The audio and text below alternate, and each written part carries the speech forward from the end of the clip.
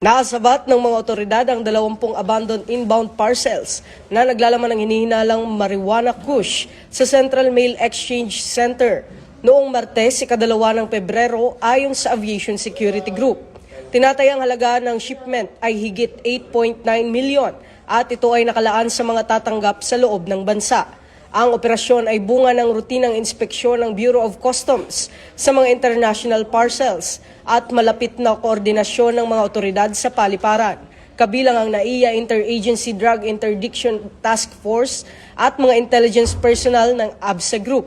Ayon kay District Collector Yasmin Mapa ng BOC NAIA, mula sa X-ray at manual examination, natuklasan ang 5,940 grams ng tuyong dahon na hinihinalang kush.